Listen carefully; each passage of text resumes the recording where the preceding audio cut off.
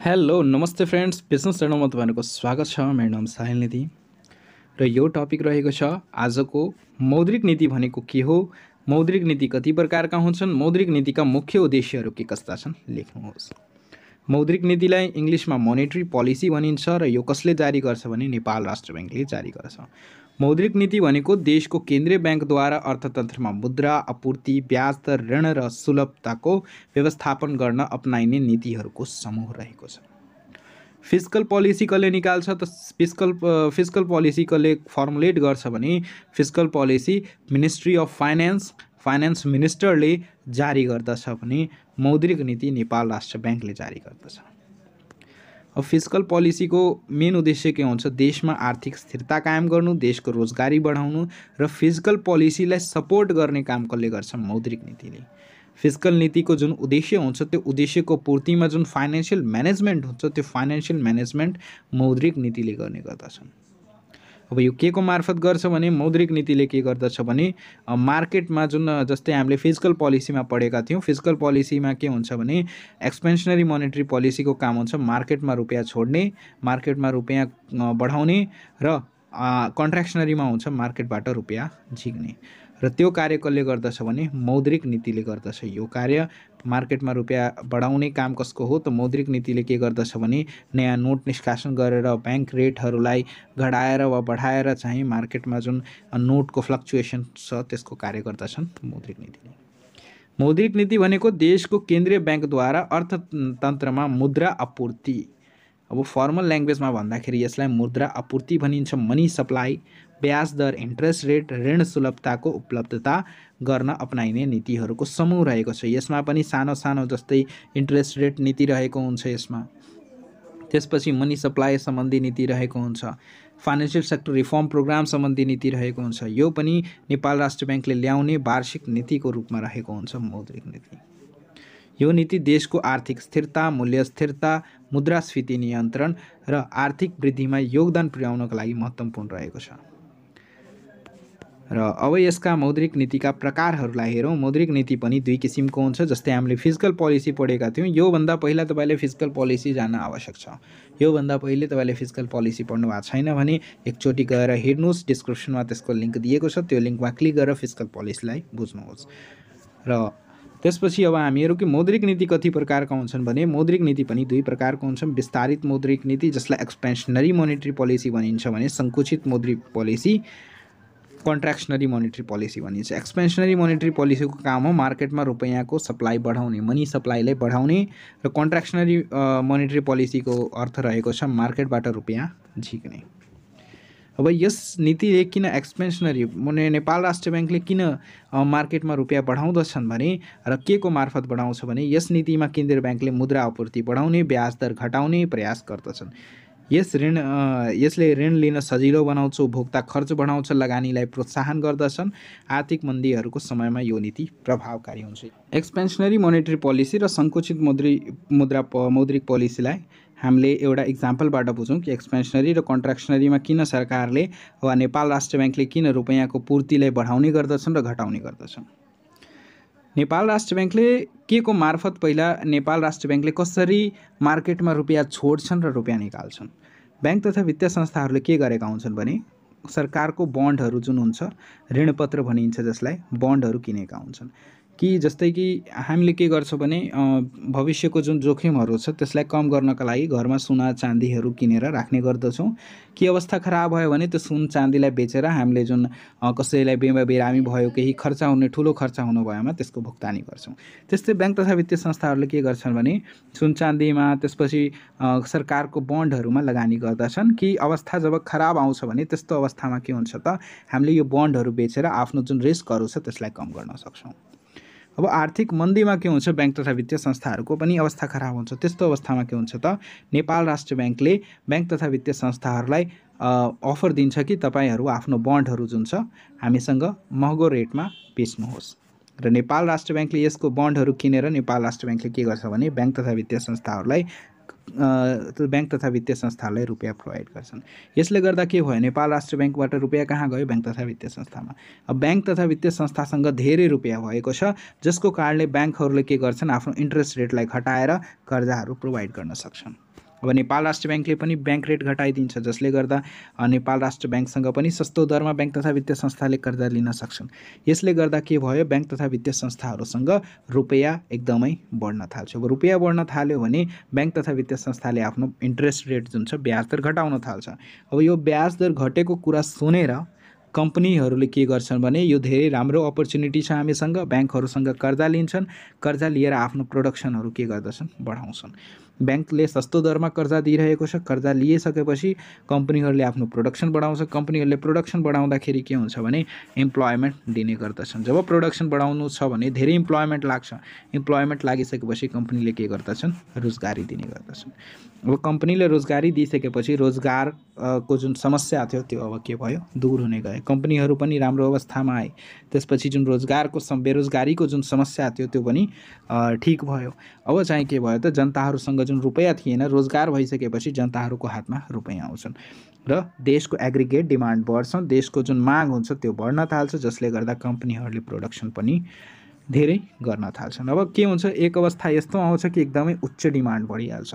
जुन सामान अब के हुन्छ भने कम्पनीहरूसँग जति तिनीहरूको क्यापेसिटी छ, हामीसँग जति रिसोर्सेस छ त्यति मात्र प्रोडक्सन गर्न सक्छन्। त्यसैले कम्पनीहरूले जति डिमान्ड बढेको छ त्यस अनुसारको प्रोडक्सन गर्न सक्दैनन्, जसले गर्दा चाहिँ के हुन्छ, कुनै पनि सामान 100 रुपियाँको छ भने त्यो 150 रुपियाँ 200 रुपियाँ हुन जान्छ। र त्यस्तो अवस्थामा के हुन्छ भने नेपाल सरकारलाई र नेपाल राष्ट्र बैंकले मिलेर के गर्दछन् भने मार्केटबाट रुपियाँ के गर्ने, वापस आफ्नो बैंक तथा वित्तीय संस्था नेपाल राष्ट्र बैंकमा ल्याउने, मार्केटबाट रुपियाँ झिक्नु पर्दछ। अब त्यस्तो झिक्नु परेमा त्यो नेपाल राष्ट्र बैंकले के गर्दछ भने सङ्कुचित मौद्रिक नीति निकाल्छ। सङ्कुचित मौद्रिक नीतिमा के हुन्छ भने जुन गभर्नमेन्टको बन्डहरू हुन्छन्, जुन बैंक तथा वित्तीय संस्थाहरूसँग किनेका बन्डहरू हुन्छन्, त्यो बन्डहरूलाई के गर्दछन् भने नेपाल राष्ट्र बैंकले सस्तो दरमा बैंक तथा वित्तीय संस्थाहरूलाई बेच्छन्, जसले गर्दा बैंक तथा वित्तीय संस्थाहरूको अवस्था राम्रो छ। अहिले जब हाम्रो अवस्था राम्रो हुन्छ भने हामीले इन्भेस्टमेन्ट गर्छौँ, त्यस्तै बैंक तथा वित्तीय संस्थाहरूसँग पैसा धेरै छ त तिनीहरूले गभर्नमेन्ट बन्डमा लगानी गर्छन् र गभर्नमेन्ट बन्डलाई किन्ने गर्दछन् र फेरि बैंक तथा वित्तीय संस्थाहरूले किनेर पैसा कहाँ राख्छ त, नेपाल राष्ट्र बैंकमा। यसरी नै मार्केटबाट पैसा झिकिन्छ। अब झिकिसकेपछि त्यस्तो अवस्थामा के हुन्छ त, मार्केटमा रुपियाँ घट्न थाल्छ, जनताहरूसँग पैसा फेरि कम हुन थाल्छ, पैसा कम्पनीले स्यालेरी, कम्पनीले वेजेस, बोनसहरू घटाउन थाल्छन्, जब जनताहरूसँग पैसा पनि कम हुन थाल्छ। त्यस्तो अवस्थामा के हुन्छ, जुन डिमान्ड एकदमै हाई बढेको थियो त्यो डिमान्ड के हुन्छ, घट्न थाल्छ। त्यसरी नै जुन फ्लक्चुएसन छ, एकदमै तलमाथि भइरहेको जुन ग्राफ छ, त्यसलाई स्थिर बनाउने काम पनि कसको हो त, मौद्रिक नीतिको। आई होप मैले एकदमै प्रयास गरेँ तपाईँलाई एकदमै सिम्पल वेमा बुझाउनको लागि। तपाईँले यदि बुझ्नु भएको छ भने एकदमै सिम्पल वेमा प्लिज कमेन्ट गर्नुहोस्। र त्यसपछि मौद्रिक नीतिको मुख्य उद्देश्यहरू के छ, प्राइस स्टेबिलिटी। यसको जुन मेन उद्देश्य रहेको छ त्यो प्राइस स्टेबिलिटी। देशको जुन इन्फ्लेसन रेट रहेको छ, मुद्रास्फीति रहेको छ, त्यसलाई कन्ट्रोल गर्नु, त्यसलाई स्थिर बनाउनु यसको मुख्य उद्देश्य रहेको छ। Economic growth. त्यसपछि अर्को उद्देश्य रहेको छ देशको जुन जिडिपी छ, देशको जुन क्वान्टिटी जुन जिडिपी रहेको छ, देशको जिएनपीहरू रहेको छ, त्यसलाई वृद्धि गर्ने, त्यसपछि रोजगारी सृजना गर्ने, त्यसपछि मनी सप्लाई बढाउने र त्यसपछि एक्सचेन्ज रेट जुन छ, मुद्रा जुन विनिमय दर रहेको छ, एक्सचेन्ज रेट, जस्तै डलर र नेपालीको जुन एक्सचेन्ज रेट्स रहेको छ, त्यो एक्सचेन्ज रेटमा जति फ्लक्चुएसन हुन्छ, फ्लक्चुएसनले गर्दा चाहिँ के हुन्छ, जब डलरको भाव एकदमै बढ्न गएमा हामीले कुनै पनि देश विदेशबाट सामान मगाउँदाखेरि हामीलाई एकदमै महँगो पर्ने गर्दछ र डलरको भाव एकदमै घट्न गएमा त्यस्तो अवस्थामा कम्पनीहरूलाई घाटा लाग्छ। कम्पनीहरूलाई के हुन्छ भने प्रफिट हुँदैन। सो कम्पनीहरूलाई प्रफिट हुँदैन भने त्यसैले गर्दाखेरि जुन एक्सचेन्ज रेट छ त्यसलाई पनि स्टेबल बनाउनु पर्दछ। न त धेरै माथि गएको राम्रो, न त धेरै तल गएको राम्रो। र यसलाई स्थिर बनाउने काम कसको हुन्छ त, monetary policy, foreign exchange policy monetary पोलिसीको भित्रै आउँछ। त्यही भएर यसलाई एक्सचेन्ज रेट स्टेबिलिटी पनि यसको उद्देश्य रहेको छ। कन्ट्रोल अफ द इन्ट्रेस्ट रेटको कन्ट्रोल गर्ने। इन्ट्रेस्ट रेट एकदमै मानव ब्याज दर एकदमै बढ्न गएमा, देशको जुन ब्याज छ एकदमै बढ्न गएमा, त्यस्तो अवस्थामा ऋणीहरूलाई गाह्रो पर्छ। ऋणीहरूले ऋण तिर्न सक्दैनन्। ऋणहरूको जुन ब्याज धेरै भएमा ब्याङ्कहरूसँग कसैले ब्याज लिँदैन, ब्याङ्कहरूलाई पनि घाटा लाग्छ। अनि ब्याज दर एकदमै कम हुन गएमा मार्केटमा एकदमै रुपियाँ बढ्छ र मुद्रास्फीति एकदमै उच्च हुन जान्छ, जसले गर्दा कन्ट्रोल गर्नुपर्ने हुन्छ इन्ट्रेस्ट रेटलाई पनि। त्यसपछि ऋणको सुलभता, क्रेडिट एभेबिलिटी पनि जनताहरूलाई, जुन सर्वसाधारण जुन जेनरल पब्लिक रहेका छन्, गरिबहरू जुन रहेका छन्, गरिबी स्तरमा जुन न्यून आय वर्गका व्यक्तिहरू रहेका छन्, तिनीहरूलाई पनि ऋणको उपलब्धता गराउने, तिनीहरूले पनि यदि घरेलु उत्पादनहरू केही सानो उद्योगहरू खोल्न चाहन्छन् भने तिनीहरूलाई प्रोत्साहन गर्ने, यो पनि यसका उद्देश्य रहेको छ। व्यापारहरू बढाउने र त्यसपछि फाइनेन्सियल स्टेबिलिटी, वित्तीय स्थिरता, जुन ब्याङ्कहरूको जुन फ्लक्चुएसन हुन्छ, ब्याङ्कहरूको जुन इन्ट्रेस्ट रेटमा ब्याङ्कहरूको पनि स्थितिलाई हेर्नु, कन्ट्रोल गर्नु, यो पनि मौद्रिक नीतिको उद्देश्य रहेको छ। त्यसपछि ब्यालेन्स अफ पेमेन्ट भन्नाले के बुझिन्छ त? हाम्रो देशमा विदेशमा कति रुपैयाँ गयो र विदेशबाट हाम्रो देशमा कति रुपैयाँ आएको छ, र यसैलाई यो दुईटै बराबर हुनुपर्दछ। ब्यालेन्स अफ पेमेन्ट बराबर हुनुपर्दछ। ब्यालेन्स अफ पेमेन्ट जति पोजिटिभ भएमा, जति प्लसमा गएमा त्यति हाम्रो देशको अवस्था राम्रो हुन जान्छ।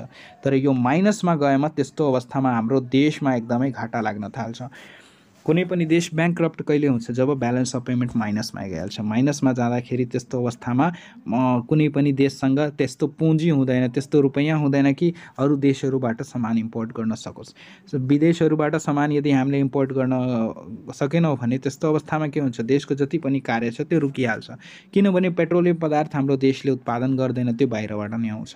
सो यसैको कारणले ब्यालेन्स अफ पेमेन्टलाई पोजिटिभ हुनु एकदमै आवश्यक छ। सो यसको स्थिरताका लागि, यसलाई पोजिटिभ बनाउनका लागि, यसमा सुधार ल्याउनका लागि मोनेटरी पोलिसीले प्रयास गरिरहेका छन्। त्यसपछि इन्भेस्टमेन्टलाई प्रमोट गर्ने, इन्भेस्टमेन्ट भविष्यको जुन फरेन इन्भेस्टरहरू छ तिनीहरूलाई एट्र्याक्ट गर्ने, आफ्नो देशमा जुन प्राइभेट इन्भेस्टरहरू छन् तिनीहरूलाई प्रोत्साहन गर्ने, यो कार्यहरू पनि कसको रहेको छ भने मोनेटरी पोलिसीको यो उद्देश्य रहेको छ। सही। मौद्रिक नीतिको मुख्य औजारहरूको बारेमा लेख्नुहोस्। मौद्रिक नीतिको मुख्य औजारहरूमा दुई किसिमका औजार छन्, जसमा क्वान्टिटेटिभ र क्वालिटेटिभ। औजार भन्नाले के भनिन्छ भने मोनेटरी पोलिसी को जुन मेन उद्देश्य हुन्छ मनी सप्लाई बढाउने र घटाउने, त्यो केबाट, कुन औजारहरूले गर्दछन् भने क्वान्टिटेटिभ र क्वालिटेटिभ औजारहरूले गर्दछन्। सबैभन्दा पहिला त ब्याज दर समायोजना, इन्ट्रेस्ट रेट एडजस्टमेन्ट। नेपाल राष्ट्र ब्याङ्कले के गर्दछ त? आफ्नो जुन इन्ट्रेस्ट रेट रहेको छ ब्याङ्क रेटलाई घटाउने र बढाउने काम गर्दछ। जब देशमा आपूर्ति मुद्राको मनी सप्लाईलाई बढाउनु छ भने त्यस्तो अवस्थामा ब्याङ्क रेट घटाउने गर्दछन्, र मनी सप्लाई घटाउनु छ भने ब्याङ्क रेटलाई बढाउने गर्दछन्। र यसमा एउटा अर्को पोइन्ट पनि आउँछ, रेपो र रेपो रिजर्भ।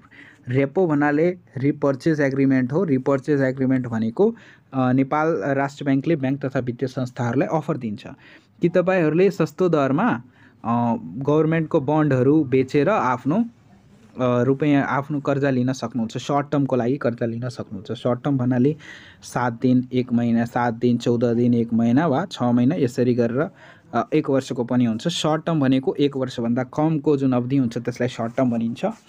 र रेपो दरमा नेपाल राष्ट्र ब्याङ्कले बन्डहरू किनेर ब्याङ्क तथा वित्तीय संस्थाहरूलाई कर्जाहरू प्रोभाइड गर्दछन् सर्ट टर्ममा। यसको सम्बन्धी एमसीक्यू पनि नेपाल राष्ट्र ब्याङ्कमा सोध्न सकिन्छ रेपोसँग।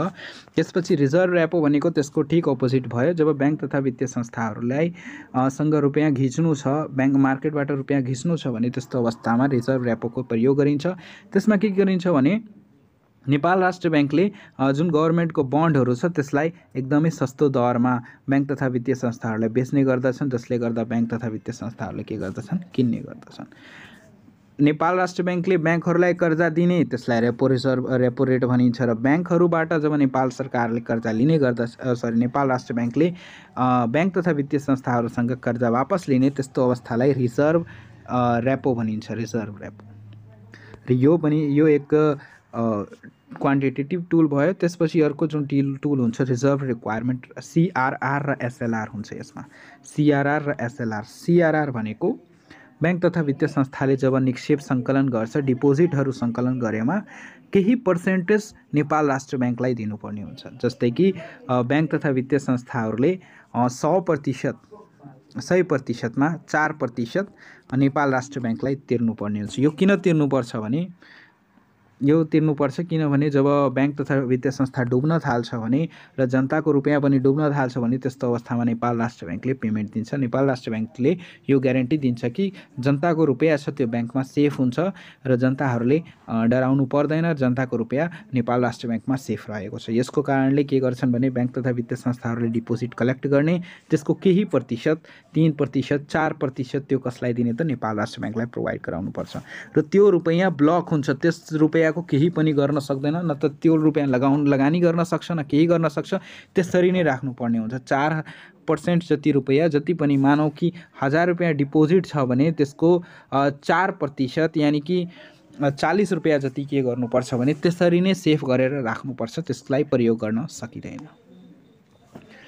र त्यसपछि एसएलआर भनेको के हो? एसएलआर भनेको नेपाल राष्ट्र ब्याङ्कमा यो पनि एक किसिमको के हो? रिक्वायरमेन्ट रिजर्भ हो। यो पनि जति पनि अब 100% बाट केही प्रतिशत 10% देखि 12% त्यो हरेक ब्याङ्कको लागि फिक्स गरेको हुन्छ। ए क्लास ब्याङ्कको लागि यति, बी क्लास ब्याङ्कको लागि यति, सी क्लास।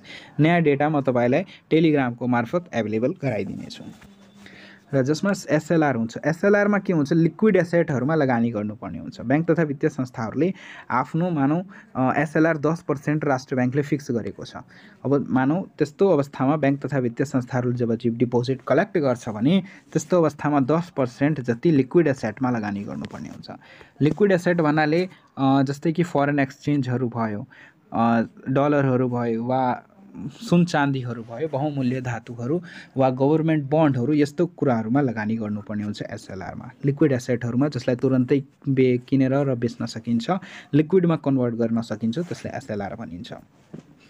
अब यही थियो सिआरआर एसएलआर। अब के हुन्छ भने नेपाल राष्ट्र ब्याङ्कलाई जब मुद्राको आपूर्ति बढाउनु छ, मनी सप्लाई बढाउनु छ भने सिआरआर र एसएलआर घटाउने गर्दछन्। मानौ 4% थियो, अब के गर्यो भने 3% गर्यो। त्यस्तो अवस्थामा बैंक तथा वित्तीय संस्थाहरूले नेपाल राष्ट्र ब्याङ्कलाई कम तिर्नुपर्छ र बैंक तथा वित्तीय संस्थाहरूसँग रुपियाँ धेरै हुन चाहन्छ र बैंक तथा वित्तीय संस्थाहरूले लगानी बढी गर्न सक्छन् र त्यस्तो अवस्थामा के हुन्छ? देशमा जुन मुद्राको मनी सप्लाई जुन छ त्यो बढ्न थाल्छ। सो यसैलाई भनिन्छ रिजर्भ रिक्वायरमेन्ट। यहाँ खुल्ला बजार सञ्चालन। खुल्ला बजार सञ्चालनमा के हुन्छ भने यो खुल्ला बजार सञ्चालन भनेको केन्द्रीय ब्याङ्कले सरकारका ऋणपत्रहरू, गभर्मेन्ट सिक्युरिटिजहरूको खरिद बिक्रीलाई खुल्ला बजार भनिन्छ र यो तपाईँलाई एक्जाममा सोध्न सक्छ। ओपन मार्केट ट्रान्जेक्सन भनेको के हो? गभर्मेन्ट सिक्युरिटीको जुन किनबेच गरिन्छ त्यसलाई के भनिन्छ? Open market transaction. यो लङ टर्म कर्जाहरू पनि रहेको छ र यसमा सर्ट टर्म कर्जाहरू पनि हुन्छ। जब बैंक तथा वित्तीय संस्थाहरूलाई रुपियाँको आवश्यकता छ भने त्यस्तो अवस्थामा गभर्मेन्ट सिक्युरिटी नेपाल राष्ट्र ब्याङ्कसँगलाई बेचेर कर्जा लिन सकिन्छ वा धितोमा राखेर कर्जा लिन सकिन्छ वा यसलाई बेचेर रुपियाँ लिन सकिन्छ। र नेपाल राष्ट्र ब्याङ्कले के गर्दछन् भने जब देशमा मनी सप्लाईलाई घटाउनु छ भने त्यस्तो अवस्थामा नेपाल राष्ट्र ब्याङ्कसँगले के गर्दछ? बैंक तथा वित्तीय संस्थाहरूलाई सस्तो दरमा गभर्मेन्ट बन्डहरू बेच्ने गर्दछन्। सो यही भयो ओपन मार्केट ट्रान्जेक्सन। यो 3वटा क्वान्टिटी टुल रहेको छ, यो मेन टुल रहेको छ। एमसिक्यूमा पनि तपाईँलाई यो प्रश्नहरू सोध्न सकिन्छ। यो ग्रामीण विकास ब्याङ्कको एमसिक्यू सोधिँदैन, यसमा रिटेन मात्र हुन्छ। यो खास गरेर अरू ब्याङ्क तथा वित्तीय संस्थाहरूमा यसरी एमसिक्यू यदि लिने गर्छन् भने त्यसमा यस्तो प्रश्नहरू धेरै पटक सोध्ने गर्दछन्, त्यही भएर यसमा बढी फोकस गर्नुहोला। र गुणात्मक मौद्रिक क्वान्टिटेटिभ मोनेटरी टुल्स भनेको के हो? सबैभन्दा पहिला त मार्जिन रिक्वायरमेन्ट। अब ब्याङ्क तथा वित्तीय संस्थाले के गर्छन् भने जब कर्जा प्रोभाइड गर्छन् भने जुन धितो रहेको छ, धितोको अनुसार धितोको मानव 40%, जमिनमा 40% कर्जा मात्र दिने, होम लोनमा वा कुनै भेहिकल लोनमा 40% कर्जा मात्र दिने, यो दिएको छैन। यो मैले आफैले एउटा इक्जाम्पल लिएको छु कि मानोस् जमिनको भ्याल्यु कति छ? 1 लाख रुपियाँ छ र 1 लाख रुपियाँ छ र ब्याङ्कले जमिनको भ्याल्यु जुन छ त्यो 1 लाख रुपियाँ छ र यो जमिन ब्याङ्कमा धितो राख्यो। अब राष्ट्र ब्याङ्कको पोलिसी अनुसार 40% मात्र कर्जा दिन पाउँछ यो धितोमा। त्यस्तो अवस्थामा के भयो भने 40,000 मात्र कर्जा प्रोभाइड गर्छ कसले? त ब्याङ्कले। 1 लाख धितो छ भने 40% त्यसको 40,000 मात्र कर्जा प्रोभाइड गर्छ ब्याङ्कले। र मार्जिन परिवर्तन गरेमा अब मनी सप्लाई बढाउनु छ, ऋणहरूलाई सस्तो ऋणहरूको उपलब्धता बढाउनु छ भने त्यस्तो अवस्थामा के गर्छन्? 40% रहेको छ, अब के गर्छन् भने ब्याङ्कले बढाएर 60%, 70% गरिदिन्छ। यस्तो अवस्थामा के हुन्छ? जनताहरूले बढी ऋण लिन पाउँछन्, बढी ऋण लिएमा खर्चहरू बढी गर्छन् अनि खर्च बढेमा एग्रिगेट डिमान्ड्स पनि बढ्छ, जसले गर्दा देशको जुन रोजगारी स्तर छ त्यो बढ्न जान्छ। Next point consumer credit regulation. कन्ज्युमरको जुन क्रेडिट रेगुलेसन हुन्छ, जुन फाइनेन्स जब कुनै पनि व्यक्तिले यदि एफोर्डेबल सामान छैन भने त्यो ब्याङ्कसँग फाइनेन्स गराएर सामानहरू जस्तै कि कुनै गाडी भयो, मोटरसाइकलहरू भए वा कुनै कारहरू भए वा यस्तो किसिमको यस्तो एकदमै महँगो मसिनहरू छन् भने त्यस्तो अवस्थामा के गर्छ भने ब्याङ्क तथा वित्तीय संस्थाहरूले अफर दिन्छ, फाइनेन्स दिने गर्दछन्। र त्यसमा पनि केही चेन्जेसहरू ल्याएर जब त्यो नीतिहरू ल्याइन्छ भने त्यसलाई के भनिन्छ, कन्ज्युमर क्रेडिट रेगुलेसन। त्यसमा के गरिन्छ भने फाइनेन्समा अब मानौ तपाईँले कुनै पनि गाडीलाई फाइनेन्स गराउँदाखेरि तपाईँले 1 लाख रुपियाँ पहिला राख्नु पर्थ्यो भने अब तपाईँले मात्र 50,000 रुपियाँ मात्र राखेर तपाईँले गाडी किन्न सक्नुहुन्छ। त्यसमा के भयो त, डिमान्ड बढ्यो, देशमा के भयो त, डिमान्ड एग्रिगेट डिमान्ड बढ्यो, जसले गर्दा गाडीहरूको डिमान्ड बढेको छ भने त्यसमा जुन कम्पनीहरू छ तिनीहरूले के गर्दछन् भने प्रोडक्सन बढी गर्छन्। देशको एग्रिगेट डिमान्ड्स बढाउनको लागि, मनी सप्लाईलाई बढाउनको लागि कन्ज्युमर क्रेडिट रेगुलेसनमा के गरिन्छ, कटौती गरिन्छ र देशमा जब आपूर्तिलाई घटाउनु छ भने त्यस्तोमा यसलाई यसको मार्जिनहरू जुन छ त्यसलाई पनि बढाउने गर्दछ। कर्जा सीमा निर्धारण। कर्जा सीमा निर्धारणमा के हुन्छ त, कर्जाको एउटा सीमा राखिदिने कि यतिसम्म मात्र कर्जा प्रोभाइड गर्न सकिन्छ, त्योभन्दा बढी कर्जा सीमा त्योभन्दा बढी कर्जा प्रोभाइड गर्न सकिँदैन। त्यस्तो किसिमको कर्जा सीमा पनि निर्धारण गर्न सकिन्छ। नैतिक दबाव पनि दिने गर्दछन्। ब्याङ्क तथा वित्तीय संस्थाहरूलाई कार्य गर्न लगाउने निर्देशनहरू दिने जुन नेपाल राष्ट्र ब्याङ्कले निर्देशिका निकाल्ने गर्दछन्, त्यो निर्देशिका अनुसार नेपाल राष्ट्र ब्याङ्कलाई निर्देशन दिने कि यो उपायहरू गर्नुपर्दछ। जब मनी सप्लाई गर्नु परेमा त्यस्तो अवस्थामा स्ट्रिक्ट रुल रेगुलेसन पोलिसीहरू ल्याउने, जसले गर्दा मनी जुन सप्लाई छ त्यसलाई कन्ट्रोल गर्न सकोस्, त्यस्तो किसिमको मोरल सक्सेसनहरू, नैतिक दबावहरू ल्याउने गर्दछन्। त्यसपछि प्रचार प्रसार, जनताहरूसँग कम्युनिकेसन गर्दछन् टेलिभिजनको मार्फत, सोसल मिडियाहरूको मार्फत, कि जनताहरूले जुन आफ्नो खर्चहरू छ त्यो खर्चहरूलाई अनावश्यक कुराहरूमा खर्च नगर्न, त्यसरी गरेर जनचेतनाहरू फैलाउने काम गरिन्छ। यसमा पब्लिस र कम्युनिकेसनमा यसमा नेपाल राष्ट्र ब्याङ्कले देशको स्थितिहरू पनि प्रसारण गर्छ र भन्छ कि जनताले आफ्नो केहरूका कार्यहरूमा के कस्ता खर्चहरूलाई बढी गर्नु पर्यो वा कम गर्नु पर्यो, र यो मेथडहरू पनि अपनाइन्छ देशको आपूर्ति र कन्ट्रोल गर्नका लागि। त्यसपछि प्रत्यक्ष कारबाही। कुनै पनि ब्याङ्क तथा वित्तीय संस्थाले यदि कन्ट्रोल गर्न सकिरहेको छैन वा बन्ड किनिरहेको छैन, नेपाल राष्ट्र ब्याङ्कको निर्देशन पालना गरिरहेको छैन भने त्यसमाथि एक डाइरेक्ट कारबाही गरेर तिनीहरूलाई कार्य गर्न लगाउने गर्दछन् नेपाल राष्ट्र ब्याङ्कले। त्यसपछि ब्याज दर सीमा निर्धारण। यो उपाय अन्तर्गत केन्द्रीय ब्याङ्कले कुनै विशेष क्षेत्र वा गतिविधिहरूको लागि ब्याज सीमा निर्धारण गर्दछन्। यसमा के हुन्छ भने कि कृषि क्षेत्रमा यति % कर्जा ल्याउन पाउँछ र होम लोनको लागि तपाईँले 30% कर्जा पर्दा धितोको 30% 3 लाख जति कर्जा लिनै पर्छ। यसरी गरेर एउटा सीमा निर्धारण गरिदिन्छ कि तपाईँले यति कर्जा लिनै पर्छ वा यतिसम्म मात्र लिन पाइन्छ। यसरी गरेर एउटा बाउन्ड्री क्रिएट गरिन्छ कर्जामा, त्यसैलाई भनिन्छ ब्याज दर सीमा निर्धारण। त्यसपछि लगानी क्षेत्र नियमन। जुन लगानी गर्ने क्षेत्रहरू छन्, इन्डस्ट्रियल सेक्टरमा कति लगानी गर्ने, एग्रिकल्चर सेक्टरमा कति गर्नुपर्छ, यस सम्बन्धी पनि नेपाल राष्ट्र ब्याङ्कले निर्देशन दिन सक्छ कि एग्रिकल्चर सेक्टरमा लगानी गर्दा 30% मात्र गर्ने, इन्डस्ट्रियल सेक्टरमा लगानी गर्दा 40% मात्र गर्ने। यसरी गरेर नेपाल राष्ट्र ब्याङ्कले लगानी क्षेत्रको नियमन गरेर त्यो आपूर्तिहरूलाई कन्ट्रोल गर्न सक्छन्। र यही गुणात्मक र परिमाणात्मक औजारहरूको संयोजनले केन्द्रीय ब्याङ्कले आर्थिक स्थिरता कायम राख्न र मुद्रास्फीतिलाई नियन्त्रण गर्न मद्दत पुग्छ। र यस वर्षको मौद्रिक नीति सम्बन्धी यो नोट म टेलिग्राम च्यानलमा राख्नेछु।